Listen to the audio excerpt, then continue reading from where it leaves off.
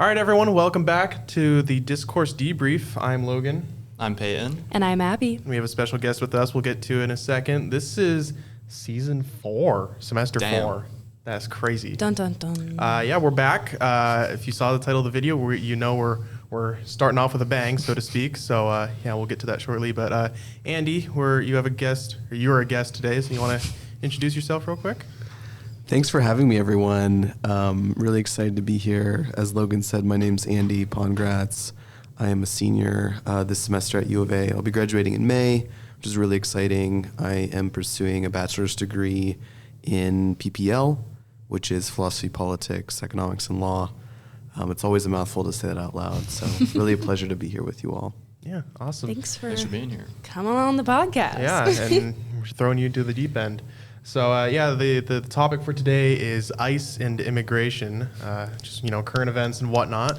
So I thought we'd start pretty broad and just in your guys' opinion, perspective, whatnot, just kind of give like a rundown of what you think America's history is with immigration as far as like its founding, up into the 19th century, go from there. Yeah, not my area of expertise. I know that we started as kind of immigrants, maybe colonists would be a better title there. I don't know a whole lot about how like the general American sentiment about immigration has developed since. I know there was a lot of like European immigration. Was it the 1800s or early 1900s? I forget. It happened in waves. Yeah, waves, Yeah. right? But I'm more familiar with today's, so I'll save that for. Let's see what baseline you're trying to establish here. Not a history major, but I think early America was really built on immigration or colonization at the very beginning, and then we had a lot of European countries, a lot of people immigrate from there. So yeah, I don't know. I just feel like that's my basic knowledge of it. Yeah. Andy? I think we see kind of before the founding how many different types of people are coming to the States. You've got people coming from the UK that cannot pay off their debts, so they're moving to the States to kind of restart their life. You've got people coming from the Caribbean. Obviously, you've got enslaved folks coming from Africa as well. So a lot of different people coming and converging. I think Peyton kind of alluded to it. There's kind of waves of immigration that we see really kind of in the mid-1800s, I would say, kind of post-Irish potato famine in Europe. We get a lot of Irish immigrants, Scottish immigrants as well, kind of settling in the Midwest, Appalachian area. So kind of interesting to see that first wave. And you get lots of Russian immigrants kind of post Bolshevik Revolution as well, kind of in the early 1900s. And then kind of predating both those waves, we actually get the Chinese Exclusion Act. Yeah. Oh yeah. Which I think was 1870? Sure. Yeah, that sounds right. Maybe 71. And that's really a reaction to so many folks coming to the West Coast, living in California, working on the railroads, mining for gold. So I think it's kind of interesting to see all those different waves. Yeah. And then we get kind of immigration policy dramatically shifts coming into the 21st century, kind of post 9/11. So right. I'm sure we'll get into that as well. Well, yeah, and Abby, you mentioned like America was built by immigrants, and that's true in a Yeah. literal sense. Like when we were doing the Transcontinental Railroad, is that what it was Correct. called? Yeah, correct. Like that was, I think you mentioned Irish immigrants a lot contributed to that. So yeah, a lot of our infrastructure, past and present, is very immigrant influenced. Okay, awesome. So we've got kind of a baseline here. So do you guys know at all, and I'm asking because I don't, the history of DHS, the history of ICE, Border Patrol, any of that? No idea. So I'm definitely not an expert, but happy to kind of chat about that as Please. well. So I guess we need to start with the history of the DOJ, the Department of Justice, because really a lot of the country's immigration functions come out of that agency. So the DOJ is started under Ulysses S. Grant right at the end of the Civil War to ensure that Black Americans are able to kind of participate freely in society. DOJ's founded kind of in direct response to the KKK being founded. So that was really kind of its initial goal, was we need to keep people safe from domestic terrorists, white supremacists, things like that. And then throughout, I believe it was late 70s, early 80s, Reagan, and I don't know if Carter did much with it, but the DOJ takes on a lot of immigration processing functions. So you get the INA, which is the Immigration Naturalization Act, and that kind of created the INS, which is Immigration Naturalization Service, which was part of the DOJ, at least from the 80s until kind of 9/11 and DHS gets founded. But it's interesting to think about how that, the immigration processing functions of the government was part of our justice system originally. Sure. And then 9/11 happens, and then there's a huge, massive reorganization. Patriot Act gets passed in fall of 2001. I forget when specific. I think it was in October, maybe a month to the day of after 9/11 occurred, where the federal government engages in this really massive redistribution of all these different agencies, creates DHS, which is not the largest agency. Department of Defense is the largest, but I think is second or third largest. Sorry, it's the Department of War. Excuse me, I'm a little behind the times. Aren't we all? Oh my God, just kicked that thing. So Anyway, I'll get off my soapbox, but I think that kind of gives us interesting context. Yeah, of for sure. where That's we're very at helpful. today. It's actually kind of ironic that it was originally a sort of an anti-white supremacist sort of thing, especially when we look at I current know. events. If you look at the layers now. Yeah. Whoa. You were Oh, yeah. Well, just to kind of ease us, maybe connect the past to the present a little bit, I think it's safe to say, and we'll get into it a little more, that today there's definitely a lot of controversy surrounding the idea of immigration, illegal immigration.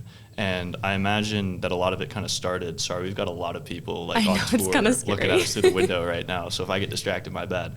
But I imagine a lot of that negative sentiment, at least in the contemporary era, started with 9/11, which I'm pretty sure, correct me if I'm wrong, was mostly a Middle Eastern Muslim kind of anti-sentiment. And Yeah. now it's a lot more, South Central American, Mexican, Haitian, as our president throws around. Yeah. So how It's- did that kind of develop, do we think? I think honestly, it's not necessarily a certain point in time. I think just in general, it's just reactionary. In response to 9/11, we had the Middle Eastern. In response to quote unquote drug trafficking, we're targeting Central American countries. So that's probably what I would say.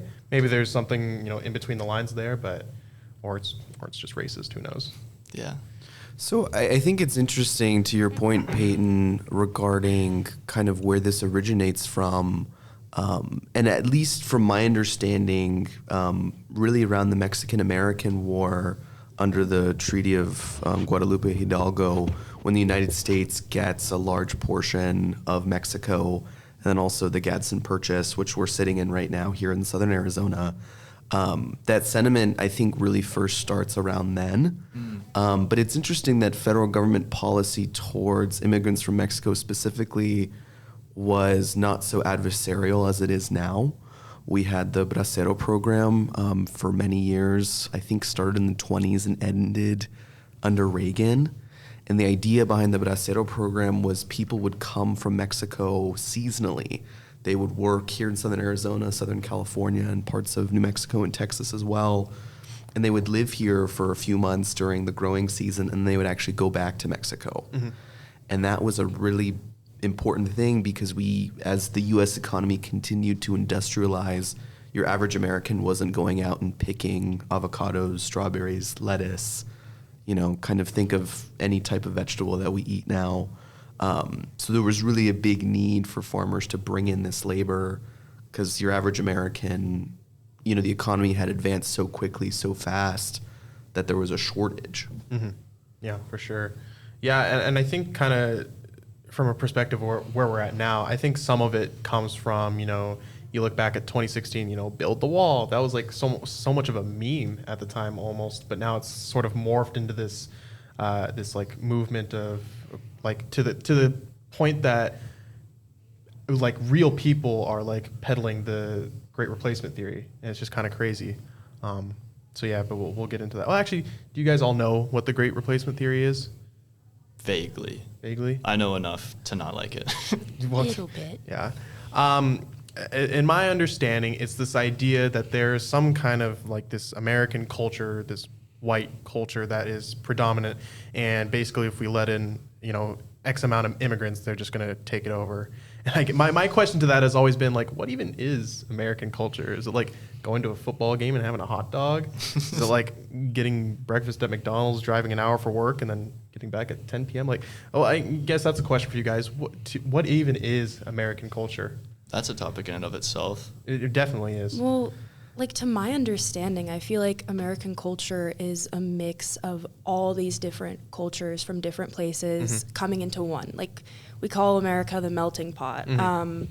And so I don't think there is a specific culture. I just think it's a blending So of sort of everyone's. American culture is that there is no one culture? Yeah, that's sort of? what I would say. I'd probably agree. I think it's interesting to think about, and especially with all the waves of immigration that we talked about before, Irish and Italian immigrants were the ones getting discriminated against big time. And they were considered non-white, they were considered subhuman, kind of weren't recognized in the eyes of the law.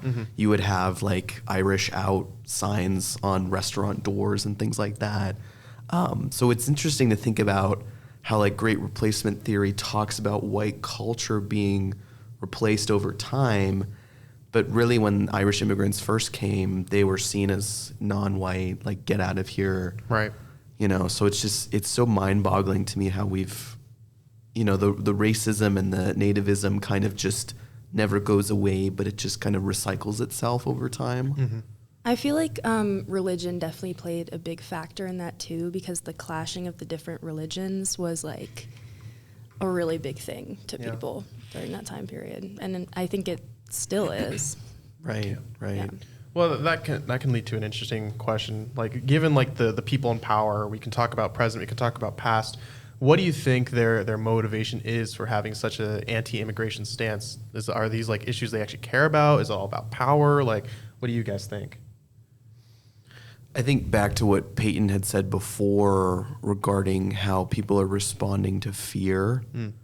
I mean, we see that post 1945 with the bombing of Pearl Harbor. Japanese exclusion zone is set up all over the West Coast. I mean, even here in Tucson, we had a camp. And Chinese Exclusion Act in the 1880s as well. So I wonder, like, I just lost my train of thought. No, you're good. I just wonder, like, the government's kind of shifted its stance over time, but there's always kind of the new immigrant that gets demonized. And we even see that post 9/11 too, where, people from Arabic backgrounds are changing their last names because they're so afraid that they're going to get hurt on the street. And Right. Well, you even saw like during the Obama campaign, the fact that his middle name was Hussein was like, oh my gosh, we can't elect this man. He's going to destroy our country. It's like, it's just kind of ridiculous. I took an immigration class. I was in the paralegal program at Pima Community College a few years ago, and we were taking immigration law class. And one of the exercises we had done was looking at different politicians and kind of how the immigration debate was very targeted personally towards them. And one of the examples we had brought up was between John McCain and Barack Obama in 2008. And it's interesting that John McCain was born in the Canal Zone in Panama. Oh. In, I forget what year. It had to have been before Carter, because they get rid of the Canal Zone at the beginning, or mid 70s, I think it was. But it's interesting that when the Canal Zone kind of disappears, there's a question regarding John McCain's actual Americanness. Like, can you be considered American if you were born on soil that is no longer considered American soil? And Congress actually passes a private law, and I'm not sure if you guys are familiar with that. There's public laws and private laws. and they basically, before, I can't remember, it was over the course of the election or whenever it was going on in 2008, they passed this law to essentially give citizenship to John McCain and not have any sort of kind of doubt about it. So I think about that idea of John McCain's citizenship was actually up in question, and Certainly, Congress said, certainly more dubious than Obama's. right. And you think about, okay, well then what was the big deal with Obama's? And Obama is born in 1961, and Hawaii becomes a state in 1959. You know, and he's already born in a literal American state at Yeah. that time. Yeah. But because of, you know, birtherism and all these other weird things that are going on during the election, it's like, you know, and that's something I didn't even know about is, Yeah, no, what you just said about McCain, like I didn't even know that either. So I didn't know it either. and no one talks about it. Yeah. Because it was like, oh, well, you know, he was prisoner of war. And I mean, you know, John McCain He's hasn't white. really, exactly. No one thought to think, oh, wait, you actually have a legitimate concern about your citizenship, and we're just not going to bring it up. yeah, yeah, I think that right there of like us not knowing is like the big, at least that's what it feels like, especially today, like as I experience, you know, Trump being like, yeah, all of these, you know, Mexican rapists and killers, like it's just a bunch of, a lot of Americans just lack the context or knowledge to believe or know otherwise.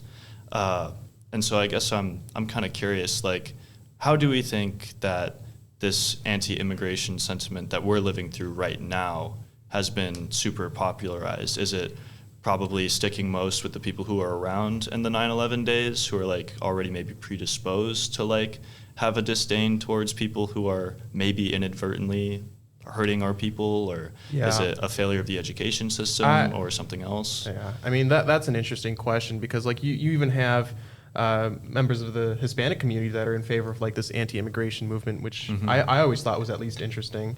And like we talked about for our Regents meeting, because we're getting started on Regents, you know, often uninformed voters vote against their own interests without knowing it. So what you said about the education system for sure plays a part in that. But I think in general, I think it's just fear mongering on the politician side, and they obviously do a very, very good job of that. So, but I mean, to your question, like it's a huge combination of a lot of different things that have gotten us to this point. I mean, you can go back as far back as like Rush Limbaugh and just like what he was saying at the time, and just see how that's morphed over the years into to what we have now. So, yeah. That kind of gave me an idea of like, what is American culture? Is it just like with every administration we boogeyman a group? Because I'm thinking like McCarthyism, like the Right. communists. I'm thinking Trump with, you know, like Southern American, well, the world actually. Yep.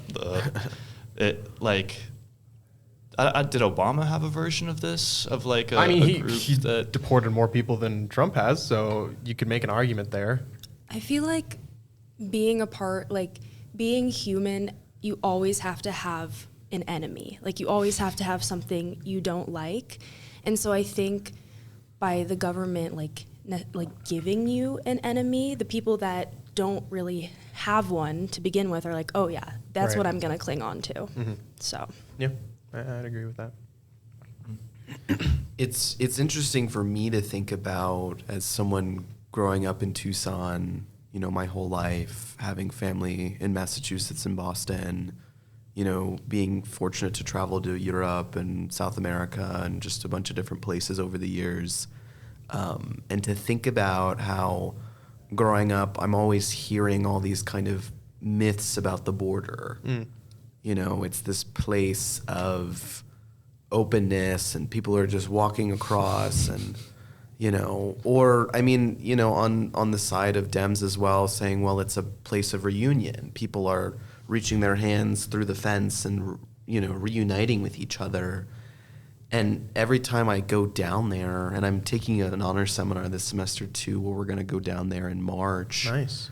And every time I go down there, and I've been down for international business classes and Spanish internships and things like that, it's so boring. I'm like, there's nothing going on. Yeah, that's some really good insight, and I guess that kind of transitions to a question: is like, what even is the issue at the border? Because like I hear all the time, it's like, oh, illegal crossings, and like, but if you actually like listen to it, and I think you've heard kind of similar arguments, it's like, no, that's not actually the issue. The issue is that you can apply for asylum and you can kind of just disappear in the country, and seemingly there's no real way to track you down. So, yeah, what do you guys think about that? Like the difference between what we're told is the issue versus what actually is. I think we might be in a unique position. Well, maybe more so specifically you and me, because we were born and raised here. But like our proximity to like specifically Mexican culture and the border itself is like, I guess we see firsthand that it's not that deep. Like there isn't like a bunch of like killers and criminals running through the streets of Tucson. Of course they exist, but that's like a different thing. Whereas maybe if you're not as close to the border and you start hearing these stories, it might be a lot more easier for you to believe that, and then it kind of spreads and permeates. And especially when you have the likes of our government like espousing these stories that the Haitians are eating the dogs. Well, and yeah, cats. I mean that's even reflected in our current policies. Like we've got so much ICE in like Minnesota. Meanwhile, Texas probably has like 10 times as many quote unquote illegal immigrants. So, yeah, it's even reflected in that sense. Are we going to talk about ICE? Oh, we will for sure. Okay. But yeah, you guys have anything to add? No. Okay. Yeah, I guess we can talk about ICE now. So as far as obviously at the time of recording this, there have been 2 killings. Who knows if that could double by the time this comes out.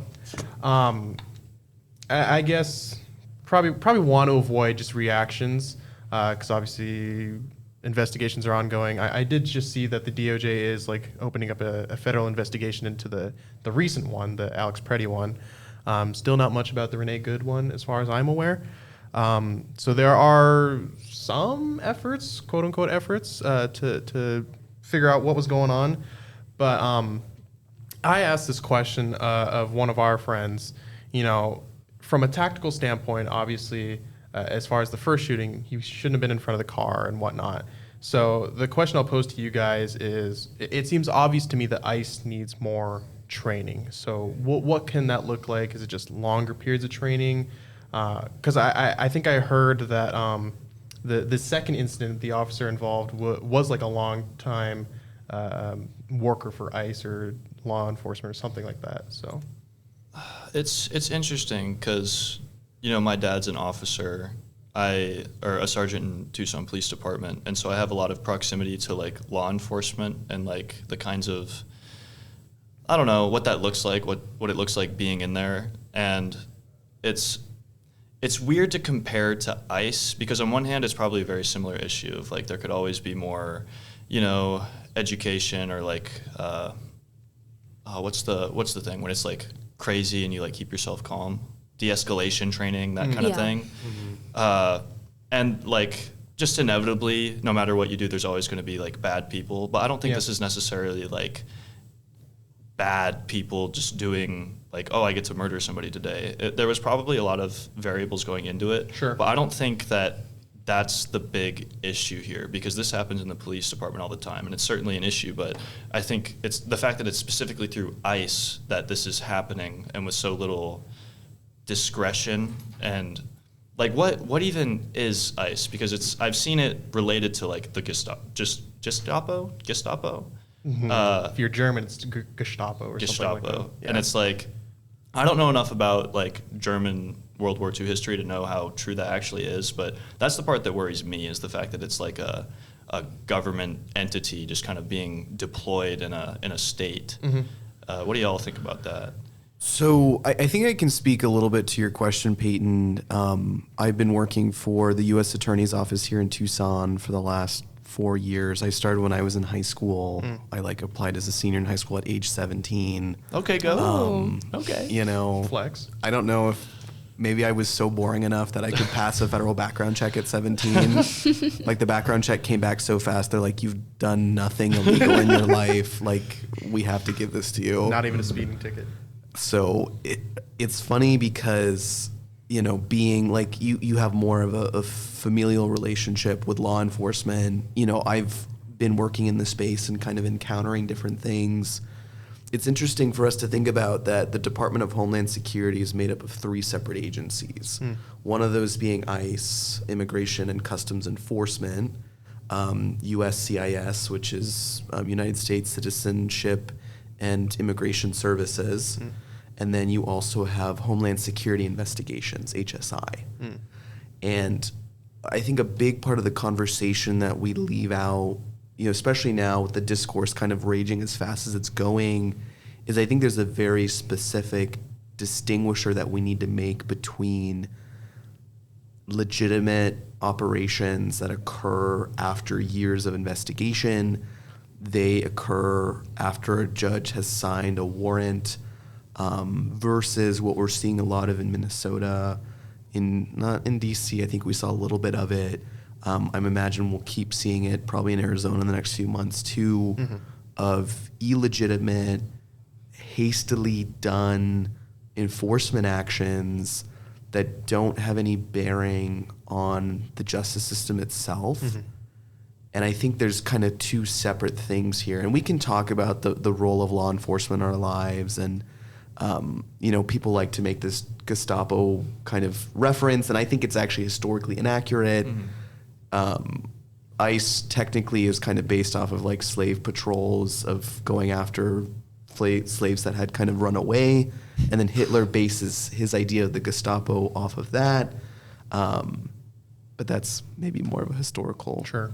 Doesn't really get into the weeds on that part of things. But I just wonder, like, are we not in a position right now to say, hey, like, there's a lot of nuance here. We've got, podcast reference. We have sorry. a nuance counter. Sorry. We've got these legitimate enforcement actions, and we've got all this other junk going on over here. I don't know, from your guys' perspective, do you think the public really cares about that distinction? Do you think it's even an important one to be making? I mean, does the public care?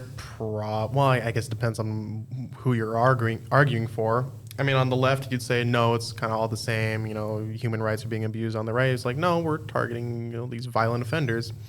One thing I will say, a point of almost irony, is the 2 events that have occurred in Minnesota, the big controversies. These are like American citizens. They're not even immigrants in any sense of the word.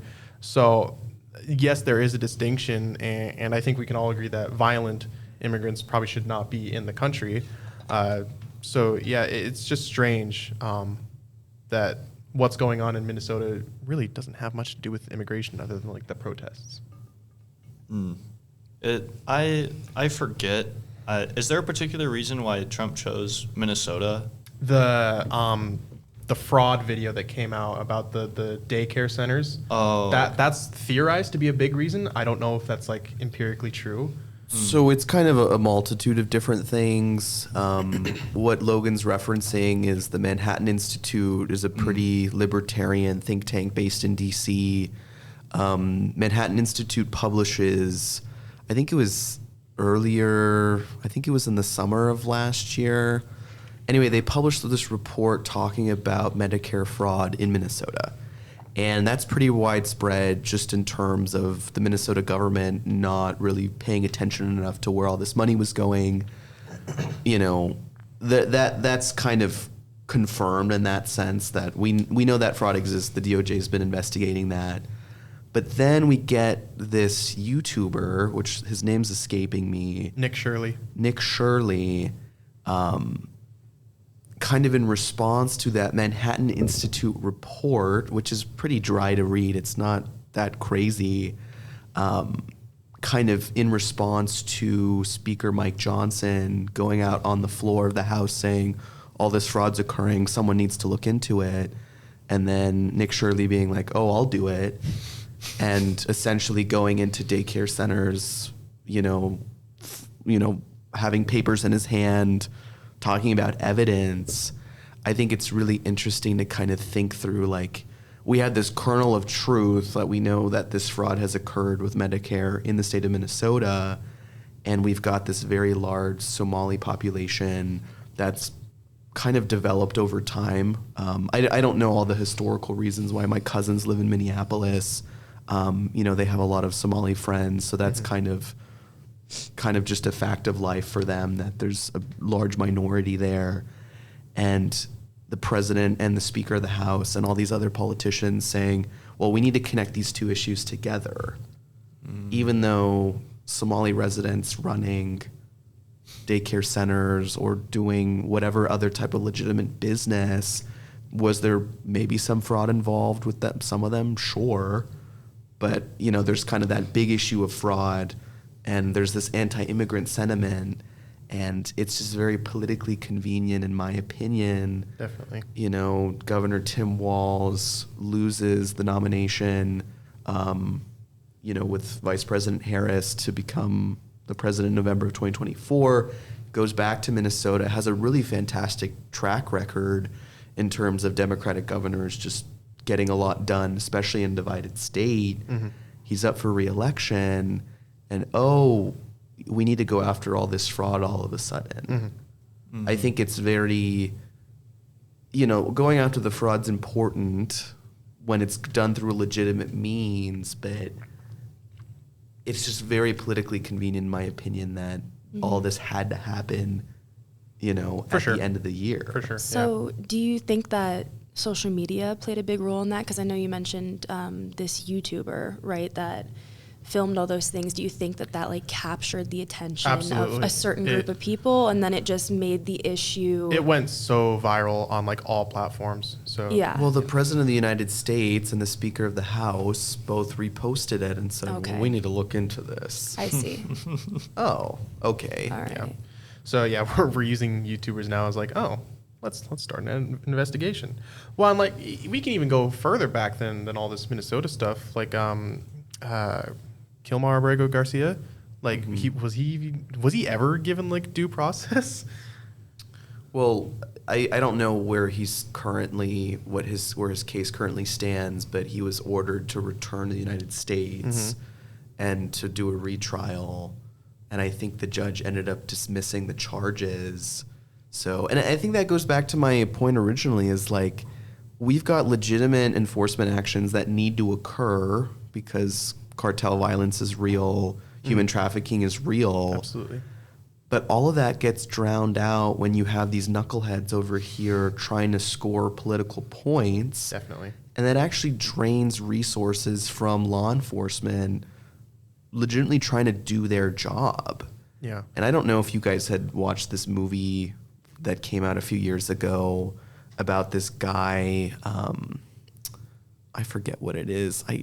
I don't know. I had some aunts and uncles that were really excited about it. It was about the guy who goes and saves children. Oh, I know what you're talking about. It was in theaters, and it was like a really Like God, thing. all God's children are not for sale. It was like his it was slogan. a religious movie, right? Like in Yeah. a way, and it was a lot about like human trafficking. Right. So Yeah. like that as an example of like human trafficking being something well documented that the government's trying to address, common people are trying to understand better, and then you have a knucklehead over here who's like, I'm gonna go save kids. And like, I appreciate having the awareness, but it's also like you're kind of detracting from actual processes occurring. And there was some evidence found that he was like not treating these kids well and like just ironic. Yeah. So it goes back to that point of like, does the public really care about all this? Because I feel like there's just so many layers that we don't even talk about. I think a good question to attach to that is, on the left we see a lot. Sorry, did I cut you off? A little bit, but it's okay. You want to go first? No, it's okay. Okay. On the left we see a lot of this talk of like, oh, abolish ICE, defund ICE. I'll answer this, and I'm going to pose it to you guys. Should ICE be abolished? My position is yes, but not necessarily because of the controversies, at least but rather that the public image of ICE, its reputation, has just been driven into the ground, such that no one takes them seriously anymore. They've completely delegitimized. They need to rebrand. There needs to be this new group that essentially does the same function, but just is not associated with ICE in a nominal sense. So I'll kind of pose that question to you guys of like, do you agree, or are there other reasons for that, et cetera?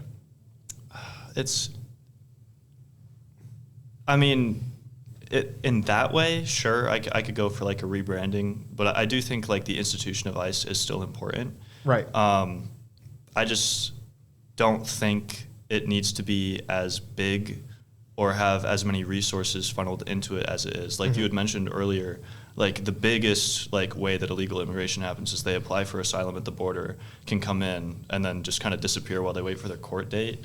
And like, it's weird because I feel like it is important to have an institution in like our country that like keeps, immigration levels at like a sustainable level, but like that also feels wrong to say given how horribly abused that system is being right now. It's tough to take that position when so much of this other stuff is going on. Yeah. So I guess kind of does go back to what you're saying is like the version we have today, or at least the level to which the president can unilaterally be like, go do whatever without the due process of getting the judge to sign it off or whatever, that needs to change. But I think the institution itself at its fundamental level could still be good. Yeah. Yeah. I feel like the media and politicians have like misconstrued the message like surrounding ICE and like its like core purpose, if that makes sense. I don't know. I just have a hard time giving anybody weapons, even if they've gone through proper training. That's my personal opinion. But yeah, I definitely think if we were to keep ICE, a rebranding would be necessary, and with like the proper like deployment, like not in mass to all these random places. Yeah, I think the rebranding's an interesting point. I don't think the president and the administration are really too concerned with the fact that delegitimizing the agency is already a really big problem. Right. Once we move past the Trump era, it's like, well, these functions still need to occur in some capacity. And, obviously there's a conversation to be had there of, why are we dumping so many billions of dollars into enforcement when we could be making the immigration process more smooth, less of a backlog, et cetera, et cetera. So I really don't know. I mean, it's my biggest issue with all of this is the immigration process and immigration law is actually quite boring in terms of just, I had a lot of friends growing up that their parents were immigration attorneys. It's pretty common here in Tucson. And like, you go to like hearings and stuff and it's really boring. Yeah. Because they're arguing over like, which status are you in? Are you out of status right now? Yeah. It's a matter of resources rather than like actual law. Right. And like really it comes down to it being a civil penalty. And that's the issue right now is I think the president and his allies have conflated all of this together and said, well, if you're here illegally, then you are breaking the law and you are a criminal. Well, under federal law, you're not violating criminal law. I mean, unless you shoot someone, then that's a different story. But it's like getting a parking ticket. Yeah. Like, I mean, anytime I say that, people look at me like, really? And I'm like, that's how boring it is. Yeah. But then you have a lot of people commenting on immigration law saying, well, they're breaking the law by being here.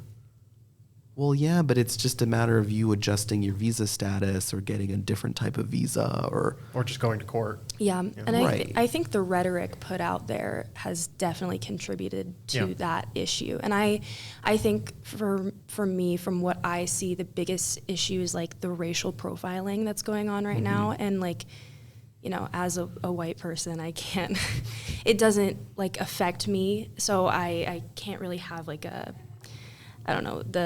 the best possible opinion on this. But from my friends, I've just seen like people that were born here are scared, or even if their parents weren't born here and they're here illegally, it's like they're not violent criminals. And so that's the thing that I take issue with. I feel like the purpose should be going after like violent people, if anything, because No, that like kind of painting what you were saying, the fundamental foundation of ICE. That's what it should be.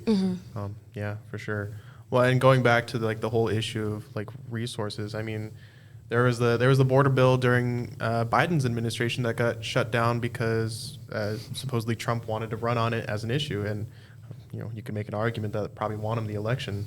So I mean, we've had legislation of comprehensive border policy that has just not gotten anywhere because, I mean, look, it was probably one of the number one issues for Republicans in 2024. And certainly we can see that reflected today that it's still being carried out. So I don't know. I guess to attach a question to that, like, do you guys see this issue becoming worse, so to speak, over the next 3 years? Do you see it transforming into something else? I mean, what do you guys think? Also, for time's sake, I think we need to wrap this up. Yeah, we're getting there. Relatively soon. Okay. Sorry. Anyone want to answer?